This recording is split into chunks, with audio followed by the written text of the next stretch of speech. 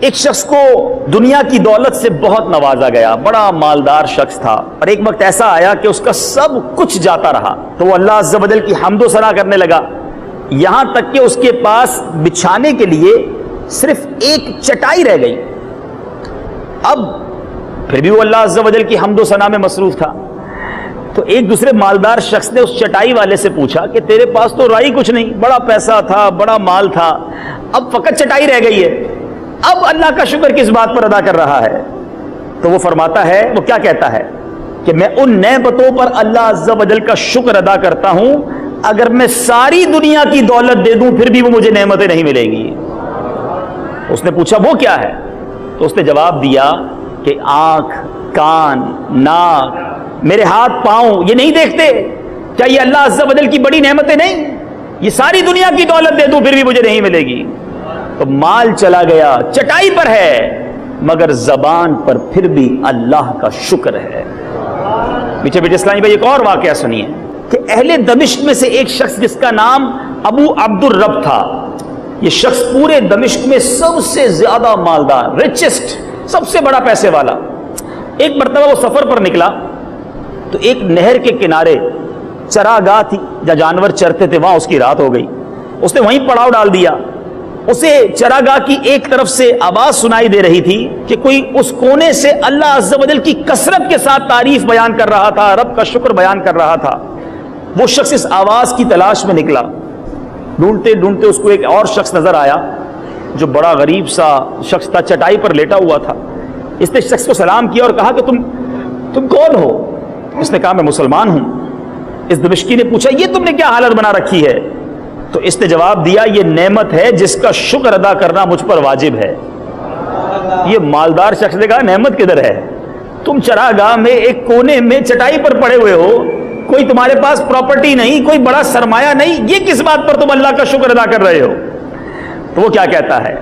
اللہ تعالیٰ نے مجھے پیدا فرمایا تو میری تخلیق کو اچھا کیا، اور مجھے مسلمانوں میں پیدا فرمایا، اور میرے اعضاء کو درست کیا، اور جن چیزوں کا ذکر مجھے ناپسند ہے انہیں چھپایا، تو جو میری طرح شام کرتا ہو اس سے بڑھ کر نعمت والا کون ہوگا؟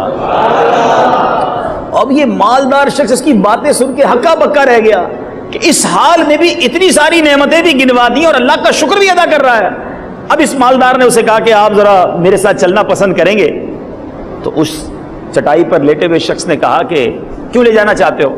کہ حضور میں آپ کو اپنے ساتھ لے جانا چاہتا ہوں، کنارے پر ٹھہرے ہوئے ہیں آپ، نہر کے کنارے ہیں، کچھ کھانا وغیرہ آپ کو کھلاؤں گا، آپ کو کچھ خدمت کروں گا، کوئی آپ کو ایسا بستر وغیرہ دلا دوں تاکہ آپ چٹائی سے فارغ ہو جائیں۔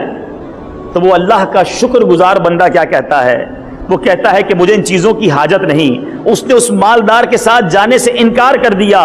اب وہ مالدار کہتا ہے جو پورے دمشق کا سب سے مالدار شخص تھا کہ میں نے دمشق میں اس شخص سے زیادہ کوئی مالدار نہیں دیکھا ہے، جس کا دل اتنا پرسکون ہے، جو اپنے رب سے اتنا راضی ہے، جس کو نیند سکون کی آتی ہے، جو کچھ اس کے پاس ہے اس پر شکر گزار ہے۔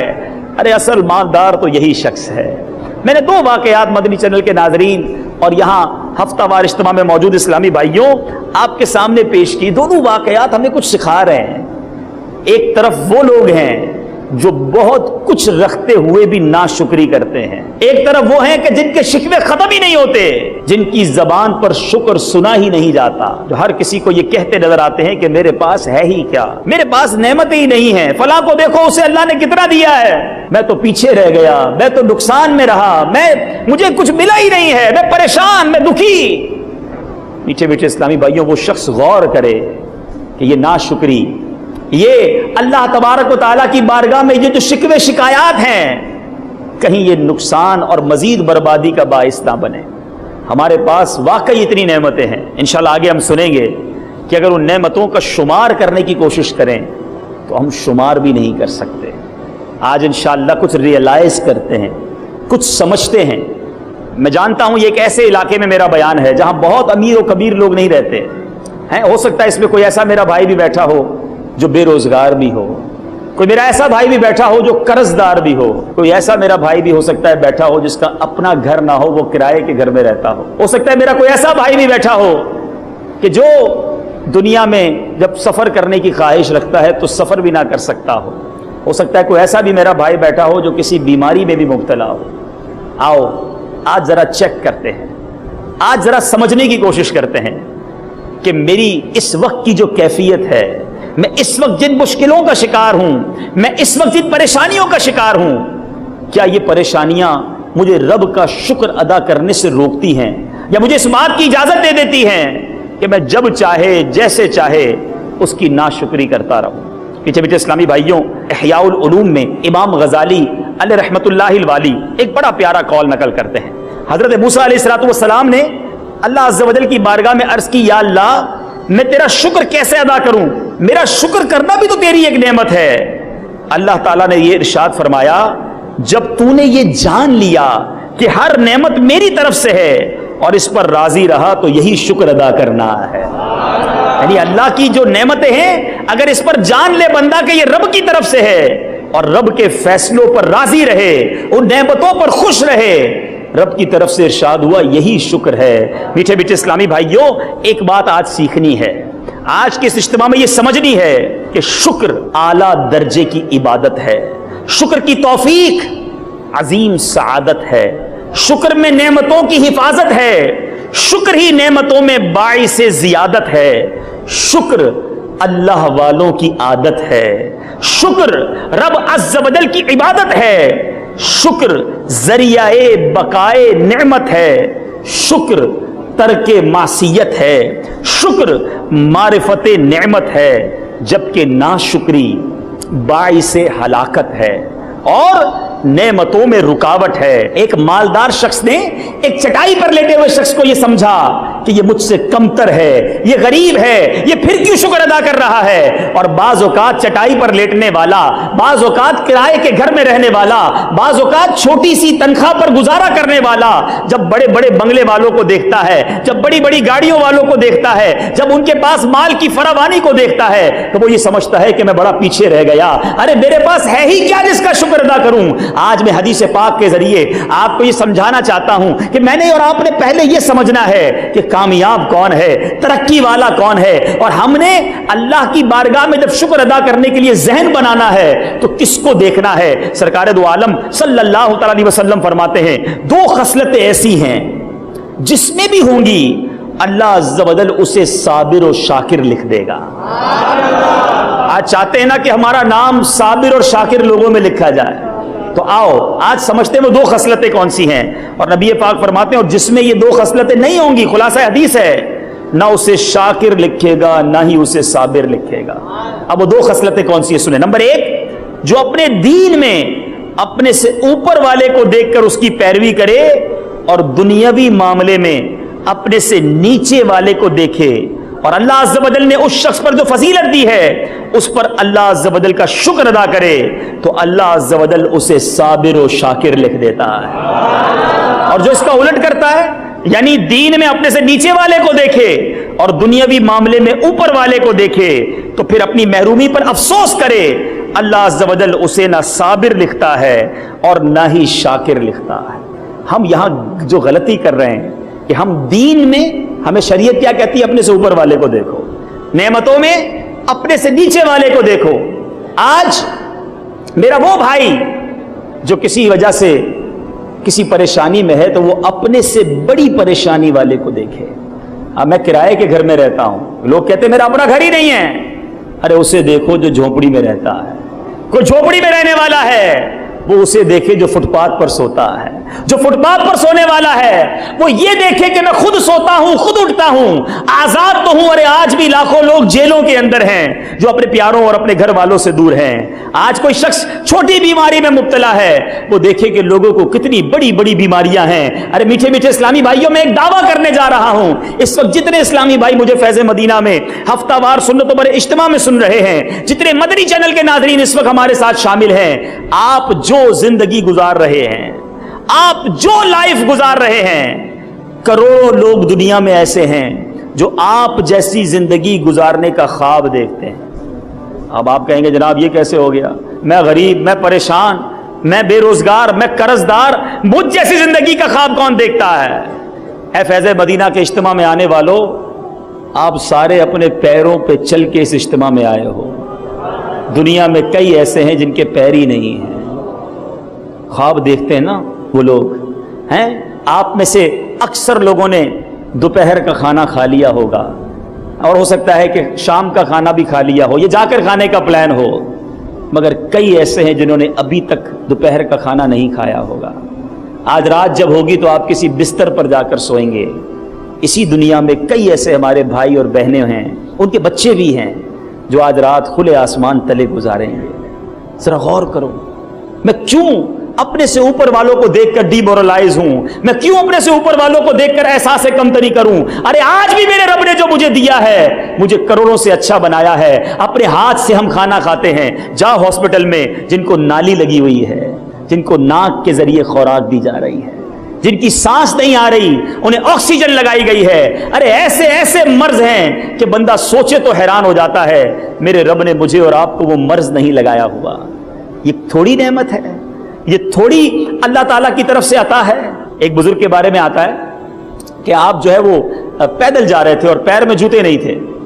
اللہ کی بارگاہ میں عرض کی, مولا میرے پیر میں جوتے ہی نہیں ہیں. تھوڑی دیر ہوئی تو آپ کے قریب سے ایک شخص گزرا جس کے پیر ہی نہیں تھے. اللہ کی بارگاہ میں معافی مانگی, مولا معاف کر دے, مجھے پیر تو دیے تو نے, جوتے ہی نہیں تھے نا, مگر اس کے پاس تو پیر ہی نہیں ہیں. اگر آپ دل میں اطمینان چاہتے ہو, میں دوبارہ عرض کرتا ہوں, ذرا آس پاس نظر دوڑاؤ. ارے کتنی پریشانیوں میں لوگ ہیں, کتنی مصیبتوں میں لوگ ہیں, مگر ہم ہیں کہ ناشکری کرتے ہیں. اور فرمایا اس حدیث پاک میں, صابر و شاکر لکھنے کے لیے ایک دوسرا وصف بیان فرمایا کہ دین میں اپنے سے اوپر والے کو دیکھے. مگر آج ہم دین میں کیا کرتے ہیں؟ ہم دین میں دیکھتے ہیں اپنے سے نیچے والے کو. میں تو 5 وقت نماز پڑھتا ہوں, یہ تو 1-2 وقت کی نماز پڑھتا ہے. میں رمضان کے روزے رکھتا ہوں, یہ تو روزے بھی نہیں رکھتا. تھوڑا بہت میں جھوٹ بول لیتا ہوں, لیکن یہ تو جوا کھیل رہا ہوتا ہے. ہم نیچے والے کو دیکھ کر مطمئن ہو رہے ہوتے ہیں. نہیں, دین میں دیکھو اوپر والے کو, کہ اگر 5 وقت نماز پڑھ رہے ہو تو مطمئن نہیں ہونا, دیکھو اسے جو تہجد گزار ہے. یار اللہ کا بندہ روز تہجد پڑھتا ہے, انشاءاللہ میں بھی تہجد پڑھوں گا. دیکھیں فلاں ماشاءاللہ روزانہ قرآن پاک پڑھ رہا ہے, میں بھی قرآن پاک پڑھوں گا. ہم اوپر والے کو دیکھیں, ماشاءاللہ ہر مہینے 3 دن مدنی قافلے میں سفر کر رہا ہے, انشاءاللہ میں بھی مدنی قافلے میں سفر کروں گا. ارے 12 ماہ کا مدنی قافلہ, یا اللہ مجھے توفیق دے, میں بھی 12 ماہ کے مدنی قافلے میں جاؤں گا. میٹھے میٹھے اسلامی بھائیوں, عجیب لوگ ہیں. ہم دین میں نیچے والے کو دیکھ رہے ہیں, نعمتوں میں اوپر والے کو دیکھ رہے ہیں, اور اسی وجہ سے ہم ٹینشن میں رہتے ہیں, ہم پریشان رہتے ہیں, ہم مایوسی کی طرف چلے جاتے ہیں. ہمیں شریعت نے بڑا پیارا فارمولہ دیا ہے, اللہ کا شکر ادا کرتے چلے جاؤ, اللہ نعمتوں میں اضافہ فرماتا چلا جائے گا. ایک اور حدیث پاک سنیے, پیارے آقا مدینے والے مصطفیٰ صلی اللہ تعالی علیہ وسلم نے فرمایا, اللہ تعالیٰ جب کسی قوم سے بھلائی کا ارادہ فرماتا ہے تو ان کی عمر دراز کرتا ہے اور انہیں شکر کا الہام فرماتا ہے. یعنی یہ شکر گزار بندے ہیں, گویا یہ رب کی طرف سے عطا ہے. ہم اللہ کریم سے آج دعا کرتے ہیں کہ میرے مولا ہمیں نیکیوں والی, عافیت والی, صحت والی طویل عمر بھی عطا فرما, اور ہمیں تیرے شکر کی نعمت بھی نصیب فرما. ہمیں شکوہ اور شکایات سے اے میرے رب کریم ہماری جان چھڑا دے.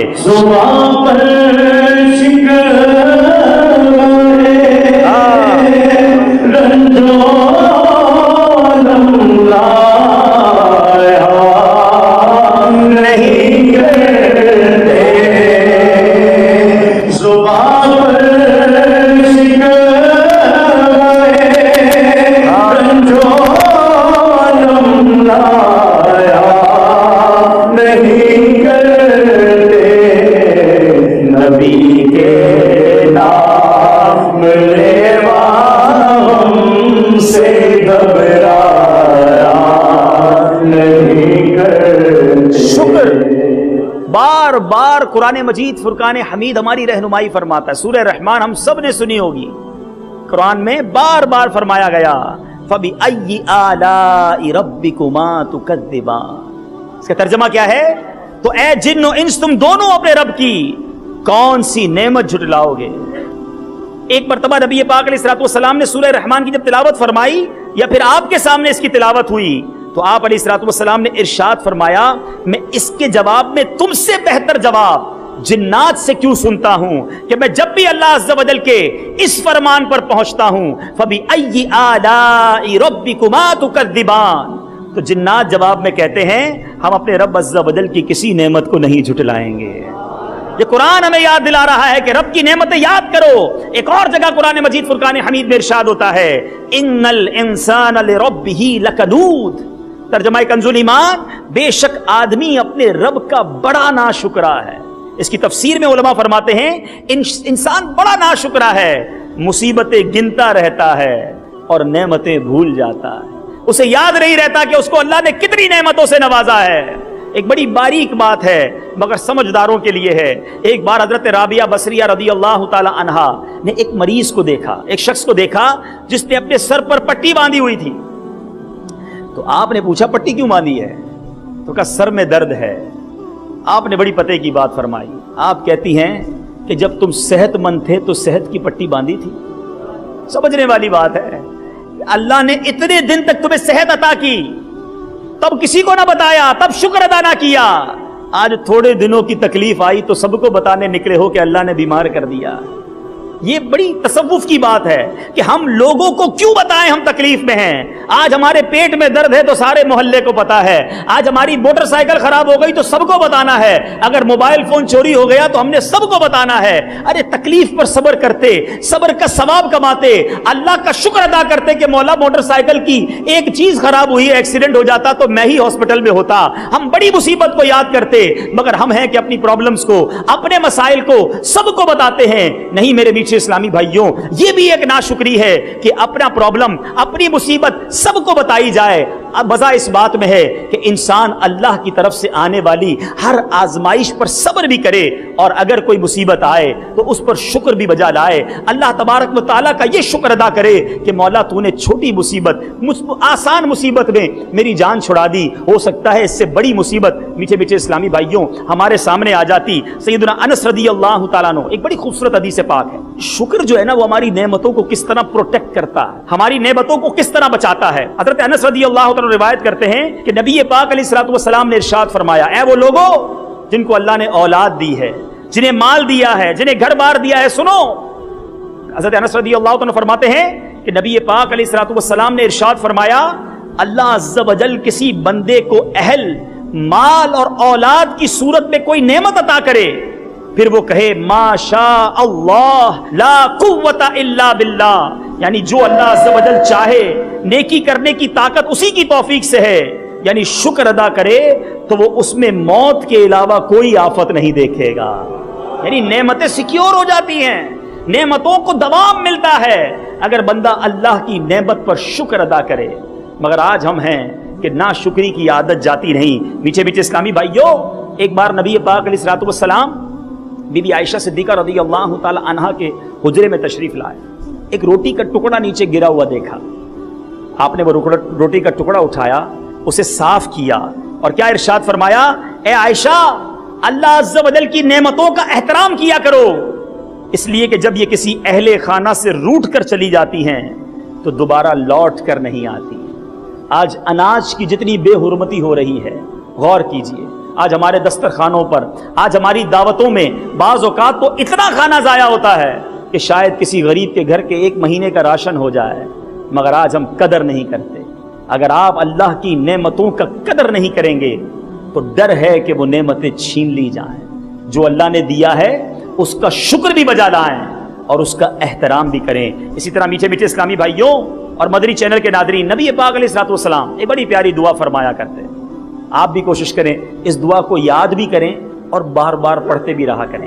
میرے آقا مدینے والے مصطفیٰ صلی اللہ تعالی وسلم کی کتنی پیاری دعا ہے، اللہم اعنی علی ذکرک وشکرک وحسن عبادتک۔ اس کا ترجمہ کتنا پیارا ہے، اے اللہ عز و جل اپنے ذکر، شکر اور اچھی عبادت پر میری مدد فرما۔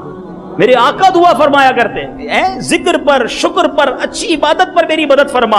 ہمیں اللہ سے دعا کرتی رہنی چاہیے کہ یا اللہ مجھے اپنا شکر گزار بندہ بنا دے۔ ایک اور جگہ نبی پاک علیہ الصلوۃ والسلام کی بڑی خوبصورت دعا ہے، ہو سکے تو یہ پڑھتے رہا کریں، اللہم انی اعوذ بک من زوال نعمتک وفجاءۃ نقمتک وتحول عافیتک وجمیع سخطک۔ آج کسی کو نعمت مل جائے وہ سمجھتا ہے میں نے حاصل کی ہے، یہ مال میں نے کمایا ہے، یہ گھر میں نے بنایا ہے، آج یہ خوشحالی میرے دم قدم رقم سے ہے. نہیں میٹھے اسلامی بھائیوں، جس دن یہ سمجھنا شروع کر لیا ناشکری کا دور ہونا شروع ہو جائے گا. جو مجھے دیا میرے رب نے دیا، اے اللہ میری نعمتوں کو دوام عطا کرنا، میرے مولا ان نعمتوں کو زوال نہ لگ جائے، یہ دعا مانگتے رہنا. کونین کے والی صلی اللہ تعالی علیہ وسلم ہماری رہنمائی کے لیے، ہماری تربیت کے لیے کتنی پیاری دعا ہمیں ارشاد فرمائی، اللہم انی اعوذ بک من زوال نعمتک. اے میرے مولا میں تجھ سے تیری عافیت کے پھر جانے سے، تیرے اچانک عتاب اور پھر تیری ہر طرح کی ناراضی سے تیری پناہ مانگتا ہوں. میرے آقا ہمیں یہ تعلیم دے رہے ہیں، ہمیں اپنے مولا کا شکر بھی ادا کرنا ہے اور نعمتیں پھر نہ جائیں، یہ عافیتیں چلی نہ جائیں، یہ نعمتوں کو زوال نہ لگ جائے. ہم نے بھی دیکھا بعض اوقات کوئی شخص بڑا مالدار ہو جاتا ہے، بڑا خوشحال ہو جاتا ہے، بہت زندگی میں نعمتیں ہی نعمتیں ہوتی ہیں، مگر تھوڑے عرصے کے بعد ہم دیکھتے ہیں سب کچھ چلا جاتا ہے. کہیں ایسا تو نہیں کہ نعمتوں کا شکر ادا نہ کیا تھا، کہیں ایسا تو نہیں اس پر غرور اور تکبر کیا تھا، کہیں ایسا تو نہیں کہ اللہ کو ناراض کرنے والے کام کیے تھے.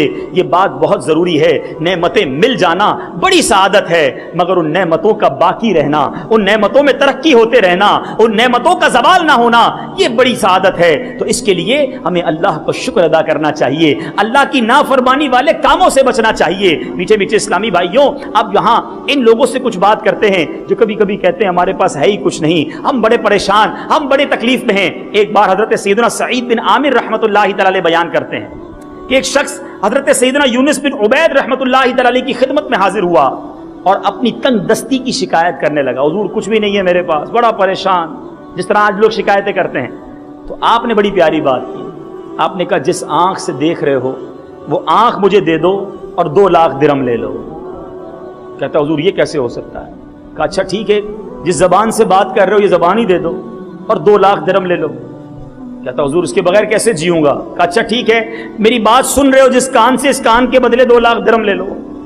کہتا یہ بھی پاسبل نہیں ہے. اچھا پھر ایک ہاتھ دے دو، 2 لاکھ درہم دے لو. کہتا یہ بھی کیسے زندگی گزاروں؟ کہا ایک پیر دے دو.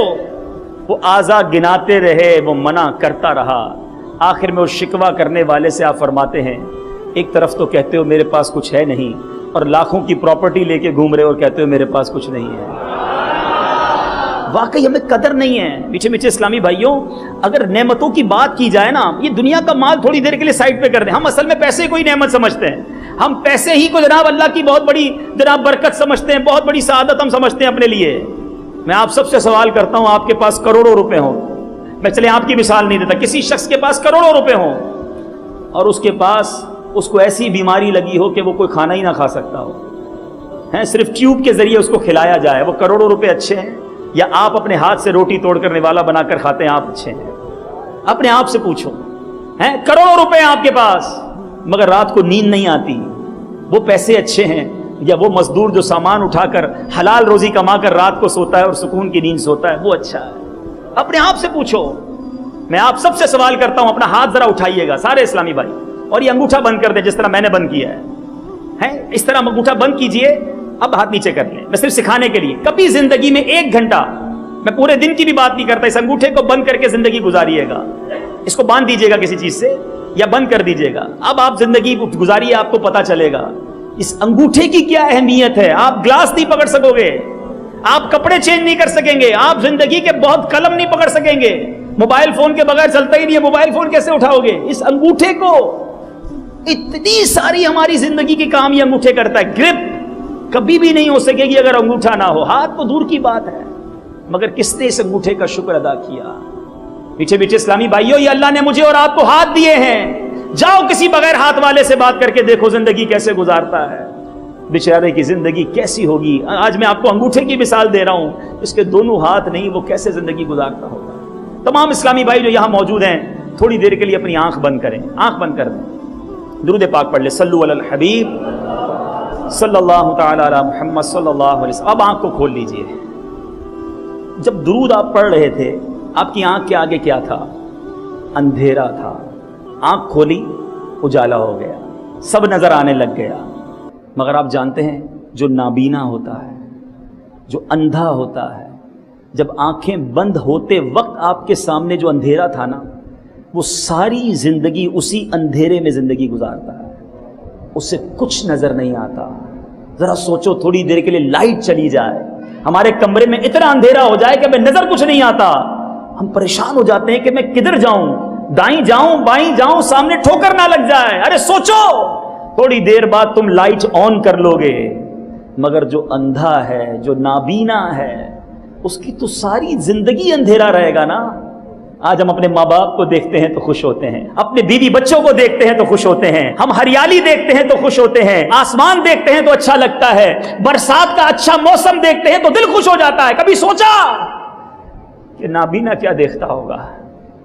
ارے جب نابینا کے چھوٹے چھوٹے بچے آ کر اس کا کپڑا پکڑ کر کہتے ہوں گے، کرتا پکڑ کر کہتے ہوں گے، ابو جان دیکھو میں نے کیسے کپڑے پہنے، اچھے لگ رہے ہیں کہ نہیں لگ رہے ہیں، تو اس نابینا کے دل میں کیسی حسرت طاری ہوتی ہوگی کہ کاش میری آنکھیں ہوتی تو میں دیکھتا میرا بچہ کیسا ہے، میری بیٹی کیسی ہے۔ کبھی اس بات کا احساس کیا ہے؟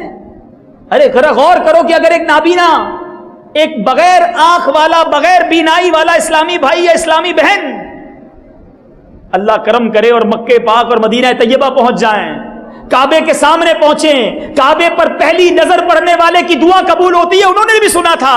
کعبے کی منظر کے بارے میں انہوں نے بھی بیان سنا کہ کعبے کی رونق نرالی ہے، طواف کا منظر نرالا ہے، سارے قافلے والے کہیں کہ دیکھو کعبہ سامنے آ گیا۔ کبھی سوچا اس نابینا کے دل پر کیا گزرتی ہوگی کہ مولا میری آنکھیں ہوتی تو میں بھی تیرا گھر دیکھتا۔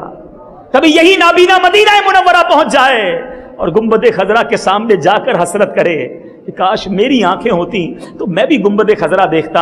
ارے ہم تو یہاں بیٹھ کر بھی ویڈیو کے ذریعے مکہ مدینہ دیکھ لیتے ہیں، جانے والے وہاں جا کر دیکھ لیتے ہیں، مگر میں سوال کرنا چاہتا ہوں تمام اسلامی بھائیوں سے، اے شکوہ کرنے والوں، اے اللہ کی نعمتوں کی ناشکری کرنے والوں، میں آپ سے پوچھتا ہوں، ساری دنیا کی نعمتیں ایک طرف، کیا آنکھ سے بڑھ کر کوئی نعمت ہے؟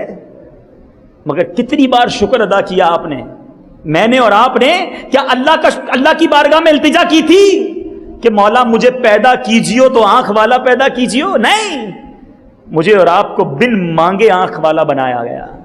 مگر میں نے اور آپ نے کتنی بار شکر ادا کیا، چلو یار 2 رکعت نفل آج اس لیے پڑھ رہا ہوں کہ میرے مولا نے مجھے آنکھیں دی ہیں۔ نہیں، اس کا شکر نہیں، شکایتیں ہیں، شکوے ہیں، کمپلینز ہیں۔ جس زبان سے ہم بات کرتے ہیں، کبھی گونگے کو دیکھا؟ ارے بیچارہ اشارے کرتا ہے، لوگ سمجھتے نہیں، عجیب و غریب اس کے منہ سے آواز نکلتی ہے، لوگ مذاق اڑاتے ہیں کیونکہ اس کے پاس زبان نہیں ہے، اس کو 2 منٹ کی بات سمجھانے کے لیے آدھا گھنٹہ اشارے کرنے پڑتے ہیں۔ مگر مجھے اور آپ کو رب نے زبان دی، بن مانگے دی، کتنا شکر ادا کیا۔ یہ پیر جس سے جہاں چاہے چل کر جاتے ہو، کبھی کسی لنگڑے کے پاس جاؤ، پوچھو زندگی کیسے گزر رہی ہے، کبھی بیساکھی پر گزارتا ہے، کبھی ویل چیئر پر گزارتا ہے، انتظار کرتا ہے کوئی ہاتھ پکڑ کے میری روڈ پار کرا دے۔ کبھی سوچا کہ میرے رب نے مجھے پیر دیے، یہ اللہ کی کتنی بڑی نعمت ہے، کتنا شکر ادا کیا ان پیروں کا۔ میں کس کس نعمت کی بات کروں میٹھے اسلامی بھائیوں؟ بہرا، جس کے کان سماعت نہیں ہوتی، بیچارہ سن نہیں پاتا، جو سن نہیں پاتا وہ عموماً بول بھی نہیں پاتا، مگر ہمیں اللہ نے کان دیے، جو چاہیں سنیں، جیسے چاہیں سنیں۔ مگر ہم ان نعمتوں کا شکر تو دور کی بات، ہم ان نعمتوں کا استعمال کیا کر رہے ہیں؟ ہم ان آنکھوں سے کیا دیکھ رہے ہیں؟ اے فلمیں ڈرامے دیکھنے والوں، اے بے حیائی کے مناظر دیکھنے والوں، اللہ نے آپ کو آنکھیں اس لیے نہیں دی تھی کہ اسی آنکھوں سے اسی رب کی نافرمانی کرو؟ اندھے پیدا ہوتے تو کیا کرتے ہیں؟ یہ کان اس لیے نہیں دیے تھے کہ ان سے تلاوت قرآن اور نعت رسول مقبول اور اچھی باتیں سننے کی بجائے ہم حرام باتیں اور میوزک اور گانے سنیں؟ ہمیں یہ پیر اس لیے نہیں دیے تھے کہ ان پیروں سے برائیوں کے اڈوں کی طرف چلے جائیں؟ ہمیں یہ ہاتھ اس لیے نہیں دیے تھے کہ مسلمانوں پر ظلم کے لیے اٹھائے جائیں؟ اللہ نے یہ نعمتیں دی ہیں، اس کا شکر یہی تھا کہ پہلے تو شکر ادا کرتے ہیں اور پھر ان نعمتوں کو اسی کے اچھے فرما برداری والے کاموں میں استعمال کریں۔ شکر کا ایک انداز یہ بھی ہے کہ نعمتیں اس کی فرما برداری میں کی جائیں، نعمتوں کا استعمال اس کی فرما برداری والے کاموں میں کیا جائے۔ مگر آج نعمتیں وہ دیتا ہے اور ہم خطائیں بڑھاتے ہیں۔